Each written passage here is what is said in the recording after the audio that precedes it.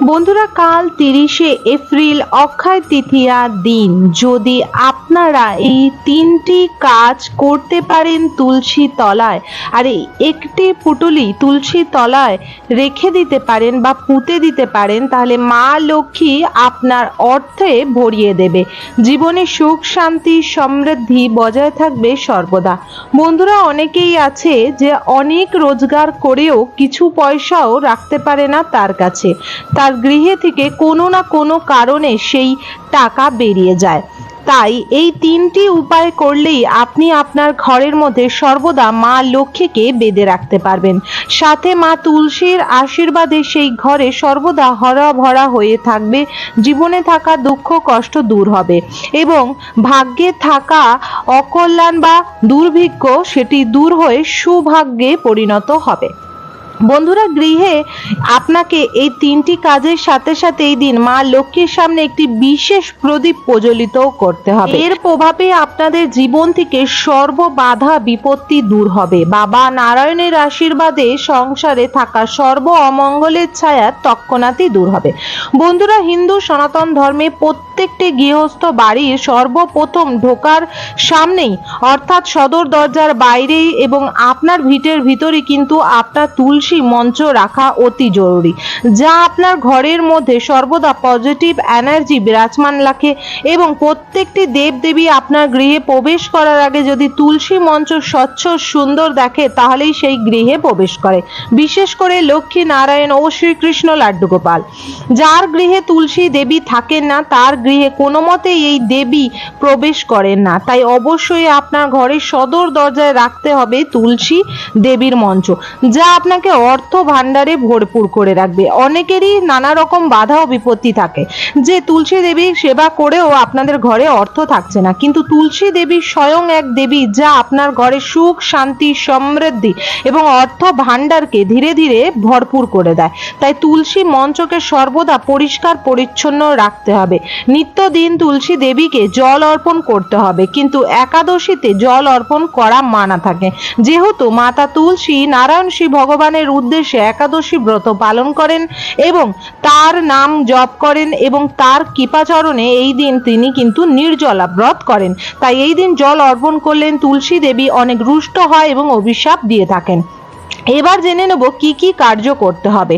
সর্বপ্রথম অক্ষয় তৃতীয়ার দিন সকাল সকাল উঠে স্নান আদি সেরে পরিষ্কার বস্ত্র ধারণ করে আপনাকে তুলসী তলায় যেতে হবে।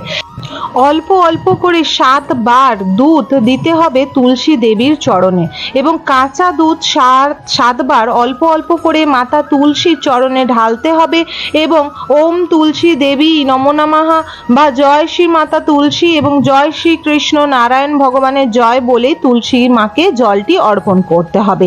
এবার আপনাকে তৈরি করে নিতে হবে বিশেষ এই পুটুলিটি, যেটি লক্ষ্মী নারায়ণ ও গণেশের সামনে রেখে পূজা করতে হবে এবং তারপরে এই পুটুলিটি তৈরি করার পর পূজা করার পর এটি নিয়ে গিয়ে তুলসী মঞ্চেতে পুঁতে দিতে হবে।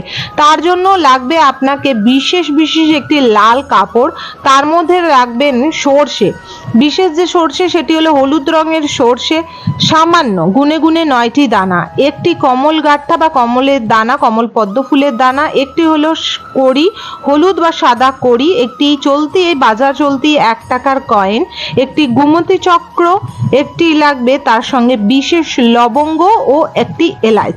পারলে এর মধ্যে এক যে দানা বা আপনারা 1 গিট বলতে পারেন, সেই 1 গিট আপনাকে দিয়ে দিতে হবে দালচিনি ও সামান্যর মধ্যে সবকটা জিনিসের মধ্যে সামান্য সিঁদুরের তিলক ও লাল চন্দনের তিলক গঙ্গা জল ছিটিয়ে দেবেন। সাথে একটি হলুদের গিট, শুকনো হলুদের গিট বা আপনারা হলুদের পাউডারও দিতে পারেন। এরপরে আপনারা মা তুলসীর সামনে একটি লাল ফুল ও দূর্বা রেখে দেবেন এবং নারায়ণ ভগবান ও মা লক্ষ্মী ও গণেশজির পূজা আরাধনা করবেন। করা সম্পূর্ণ হয়ে গেলে সেটি লাল সুতো দিয়ে একটি পুটুলি তৈরি করবেন। এই পুটুলিটি নিয়ে গিয়ে তুলসী মঞ্চের সাইডে তুলসী মাকে কোনো রকম এই দিন ক্ষতি পৌঁছাবেন না, তার শিকড়ে আঘাত না লাগে, তার গায়ে কোনো রকম আঘাত না লাগে। হালকা করে গর্ত করে আপনারা এই পুটুলিটি রেখে দেবেন এবং তার উপর দিয়ে আলাদা জায়গা থেকে পরিষ্কার মাটি নিয়ে আপনারা চাপা দিতে পারেন। এটি চাপা দেওয়ার পর মা তুলসীর চরণে লাল ফুল ও একটি প্রদীপ প্রদীপ অর্পণ করতে হবে। প্রদীপটি হতে হবে ঘিয়ের প্রদীপ এবং এই প্রদীপটি আপনাকে সকাল ও সন্ধে 2 বেলায় জ্বালাতে হবে অক্ষয় তৃতীয়ার দিন। এটি ঘরে সুখ শান্তি সমৃদ্ধি ও অর্থনৈতিক উন্নতি বাড়ানোর জন্য।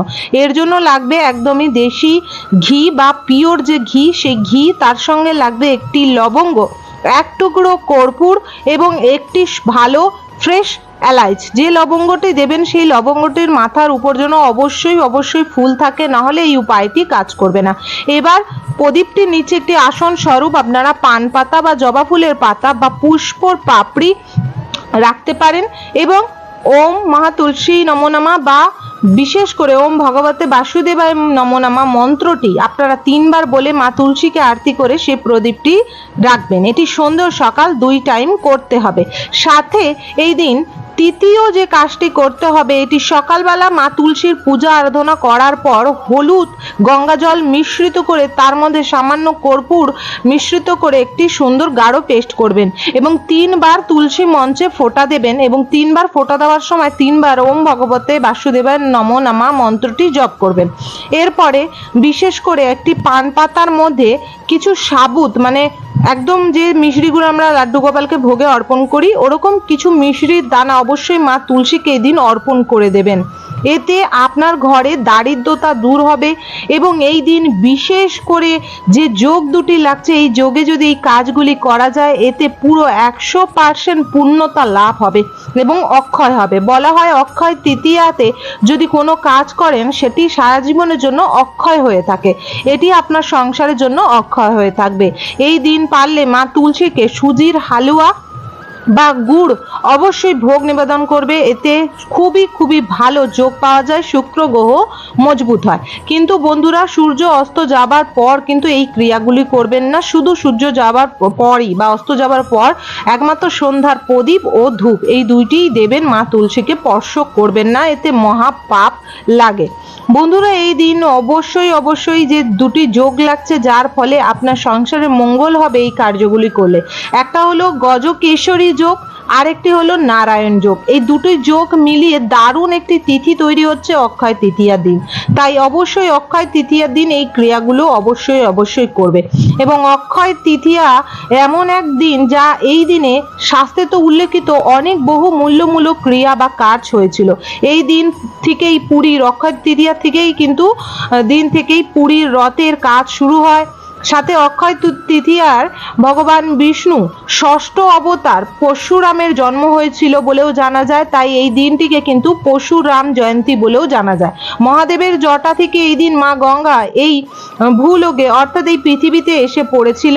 সাথে এই দিন দান ধান যোগ এছাড়া বিশ্বাস করে এই দিন কিন্তু নানা রকম পূজা পাঠও করা হয়ে থাকে। এই দিন কুবের মহারাজ বাবা মহাদেবের ধ্যান ও পূজা করে প্রচুর অর্থ ও সুখ শান্তি সমৃদ্ধির মালিক হয়েছিলেন।